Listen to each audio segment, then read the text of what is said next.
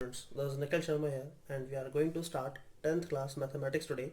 And the subject we are going to start first chapter 3, that is linear equation in two variable. So students, let us start our chapter, that is chapter 3 linear equation in two variables. सबसे पहले बात करते हैं इसके meaning की. Linear का मतलब क्या होता है, इस टर्म का मतलब क्या होता है.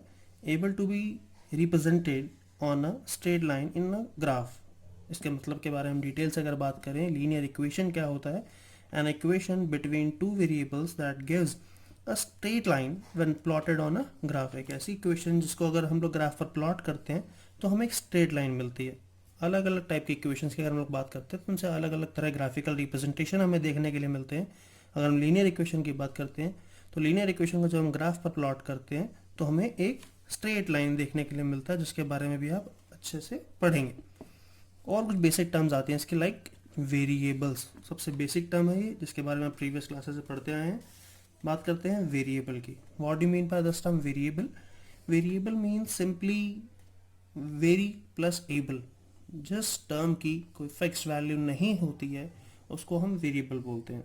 जितने भी इंग्लिश अल्फ़ाबेट का हम लोग इस्तेमाल मैथमेटिक्स में करते हैं, ABCDMNPQRXYZ, कोई भी अगर हम लोग अल्फ़ाबेट की बात करें, इन सभी अल्फ़ाबेट्स की कोई फिक्स वैल्यू नहीं होती, इसीलिए इनको हम लोग वेरिएबल कहते हैं. जितने भी अल्फ़ाबेट्स हैं A to Z, उन सभी जो मैथमेटिक्स में इस्तेमाल करते हैं, इन्हें वेरिएबल कहा जाता है. क्यों कहा जाता है वेरिएबल? क्योंकि इनकी कोई फिक्स वैल्यू नहीं होती. आप देखते हैं कई अलग अलग क्वेश्चंस के अंदर, आप प्रीवियस क्लासेस से पढ़ते हैं, एक्स की वैल्यू कहीं 10 है, कहीं 100 है, कहीं 1000 है, कहीं 1.5 है, कहीं -2.5 है, और भी बहुत सारी इनफाइनाइट वैल्यूज हो सकती हैं. इसकी कोई फिक्स वैल्यू नहीं है. नेक्स्ट हम जो आते हैं हमें, दैट इज कांस्टेंट. कांस्टेंट क्या होता है? Constant means fixed value. आप ये बेसिक टर्म है, आप रियल लाइफ में इस्तेमाल करते हैं इसका. जो कांस्टेंट रहे, फिक्स्ड रहे, जिसमें चेंजेस ना हो. एज यू हैव सीन, 10 की वैल्यू 10 ही रहती है, इसमें कोई चेंज नहीं होता. 10 can not be equal to even 9.9. 10 9.9 के इक्वल भी नहीं हो सकता, 10 10 के इक्वल ही होता है. तो इसकी वैल्यू फिक्स है, इसलिए इसे हम क्या बोलते हैं? कांस्टेंट बोलते हैं. कोई भी नंबर ले सकते हैं, 100 है, 50 है, 25 है, कोई भी एक्स्ट्रा नंबर आप ले सकते हैं. तो ये थे हमारे कुछ basic concepts, variable, constant. For example, अब थोड़े से एग्जांपल्स की बात करते हैं. x + 5 = 0. ये क्या है? ये एक लीनियर इक्वेशन है in one variable. One variable क्यों है? क्योंकि यहाँ पर केवल एक ही वेरिएबल है. और लीनियर क्यों है? क्योंकि इसकी हाईएस्ट पावर 1 है. ऐसे अगले इंस्टांस में देखते हैं, ये भी लीनियर इक्वेशन है, बट ये है टू वेरिएबल में. लीनियर इक्वेशन में टू वेरिएबल्स.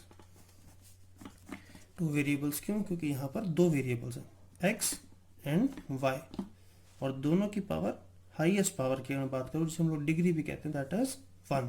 इसीलिए इसको linear equation in two variable कहा गया. यही हमारा चैप्टर है, जिसके बारे में हम डिटेल से पढ़ेंगे. बाकी सब टॉपिक्स की अगर बात करूँ, क्वाड्रेटिक इक्वेशन भी एक चैप्टर है, जो कि चैप्टर 4 है, जिसके बारे में डिटेल से चैप्टर 4 में पढ़ेंगे. लेकिन थोड़ा बहुत बता देता हूँ इसके बारे में. इसको क्वाड्रेटिक क्यों कहा गया, किस बिहाफ पे क्लासिफिकेशन किया गया? पावर के बिहाफ पे. इसकी हाईएस्ट पावर कितनी है? 2. हमारी लीनियर इक्वेशन की पावर कितनी थी? 1. ऐसे ही highest power, that is degree की अगर बात करें, अगर ये 3 हो जाती है तो इसे क्यूबिक पॉलिनोमियल कहा जाता है. अगर 4 हो जाती है इसे बाय क्वाड्रेटिक कहा जाता है. ओके बच्चों.